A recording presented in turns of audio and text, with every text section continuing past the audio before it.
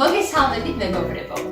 გილოცავთ ყველას აღდგომის ბრწყინვალე დღესასწაულის პირველ რიგში და დარწმუნებული ვარ, რომ ალბათ უკვე ყველა თქვენთაგანს მზად აქვს ყველაფერი ამ დღესასწაულისთვის, ალბათ პასკებიც უკვე გამოაცხეთ, მაგრამ მე წელს დავაგვიანდა, რადგან ჩემ პასკაცის ხელში ძალიან ცოტა მაქვს, მაგრამ მაინც ვეცდები, რომ აი ბოლო წამს მოვასწრო, რომ პასკა გავუკეთო ჩემს პატარა დადუნიკოს. რადგან ჩემს შვილს სამწუხაროდ ამჟამად კვერცხი არ ეჭვება, ამიტომ უნდა გამოვიყენო ის რეცეპტი, რომელშიც არ არის კვერცხი. ანუ დღეს გასწავლით თუ როგორ უნდა გავაკეთოთ პასკა კვერცხის გარეშე. საკმაოდ ადვილი რეცეპტი არის და გვჭირდება რამდენიმე ინგრედიენტი. ანუ უპირველეს ყოვლისა, რა თქმა უნდა დავიწყოთ ფქვილით. ჩვეულებრივი ფქვილი არის, პურის ფქვილი, თეთრი ფქვილი. გვჭირდება აგრეთვე შაქარი, მაგრამ როდესაც რაღაცას ვაცხობ ხოლმე ჩემი პატარა ვაჟიშვილისთვის, ვცდილობ, რომ თეთრი რაფინირებული შაქრის მაგივრად გამოვიყენო აი ეს ეგრეთ წოდებული მე მგონი ფორცდები ქვია ლერწმის შაქარი. ანუ მე მაგალითად ვიყენებ აი ამას, აი ესე გამოიყურება. ნებისმიერი ბრენდი შეგიძლიათ გამოიყენოთ.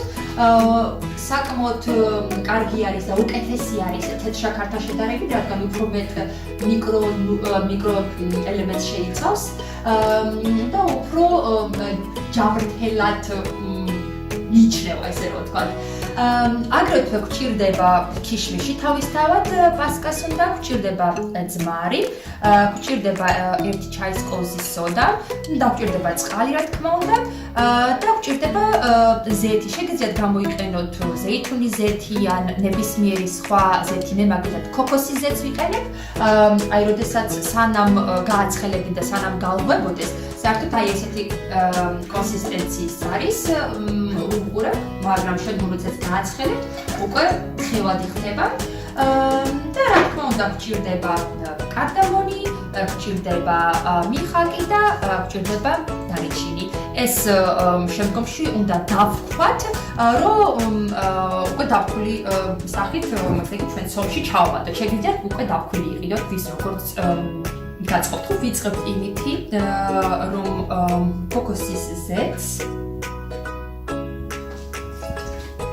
და შაქარს ვულებთ ერთმანეთში.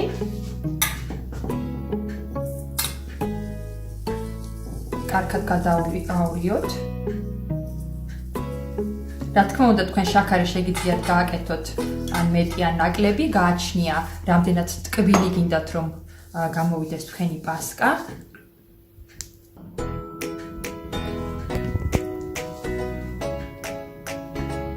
კარგად აურიოთ ერთმანეთში.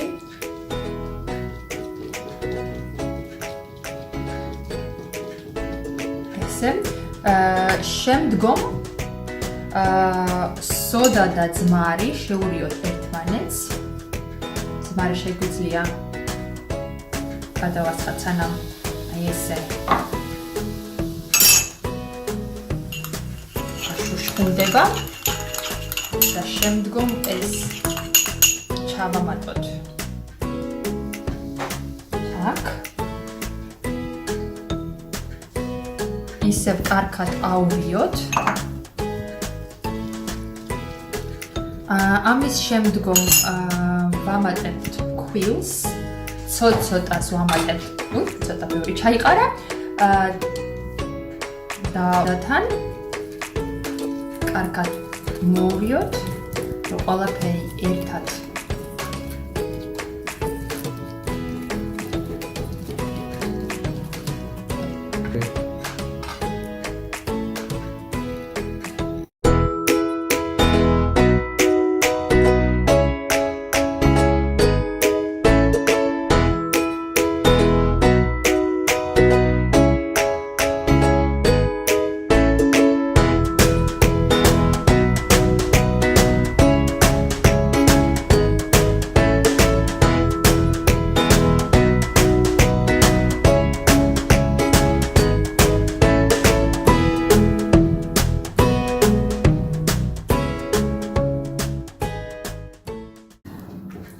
ეხლა რადგან უკვე ძნელი იყო მორევა, კოვზი ავიღოთ, რომ გვერდებიდან ეს ცომი ჩამოვაცალოთ. კარგად მოურიოთ და ეხლა შეგვიძლია დავამატოთ 1 ჩაის კოვზი ან იმდენი რამდენიც გვინდა რომ რამდენად მძაფრი გემოქონდეს ეს დავქვილი კარდამონი, მიხაკი და ესა მიხაკი კი არა და კარდამონი, I forgot this name.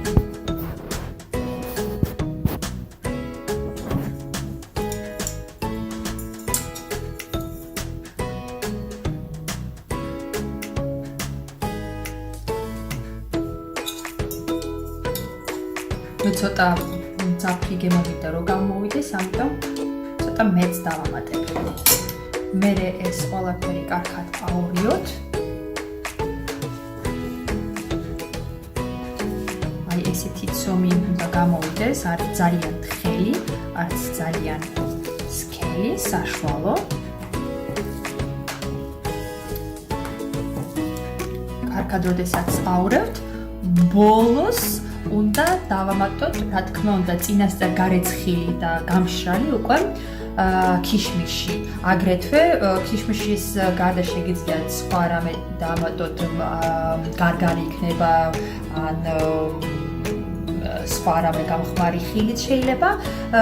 ან ქიშმიშის შეგიძლიათ დავამატოთ იმდენი, რამდენიც თქვენ გაგეხარდებათ. ისევ აურიოთ ამ ყველაფერს. და ჩვენი ცომი არის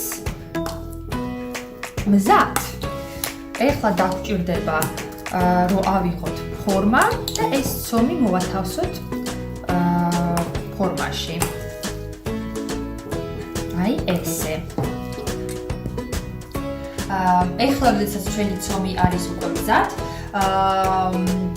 ფორმის მაგივრად ვიყენებ ეგრეთ წოდებულ კონსერვის ხუთის ანანასი იყო ამაში აღმოვაჭერი. შიგნით ჩავდებ თავისთავად დავფენთ ქახალს, წავსვათ ირგლი ქოქოსის ზეთს, რო არ მიიქრეს პასკა და ჩვეულებრივად ავავსებთ ცომით. სულ ბოლომდე არ უნდა ავავსოთ, რადგან როდესაც ღუმელში და ეს ცომი მთლიანად მოვათავსოთ ამ ფორმაში.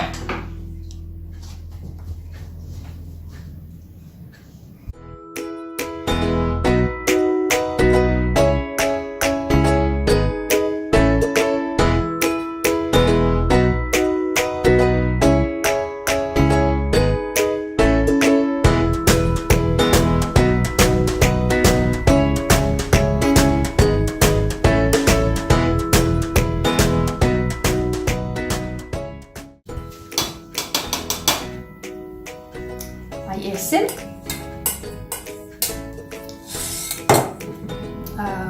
აი ჩვენი პასკა მზად არის, რათა შევდგათ ღუმელში.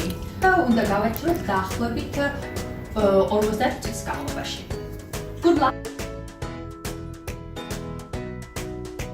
ისე მეგობრებო, ქრისტე აღსდგა. იმედია ყველას მშვიდობიანი და ბედნიერი დღე გაგიქენდათ. ალბათ უკვე წილვაზეც იყავით, თქვენი საკუთარი პასკებიც დააგემოვნეთ. ჩვენს აი უკვე გავჭერთ გუშინ გაკეთებული პასკა, იმ რეცეპტები, რომელიც გავაკეთეთ კვერცხის გარეშე.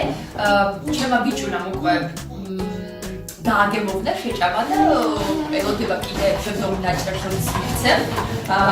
აი მოდის უკვე და უნდა მიირთვას, შეჭამდები?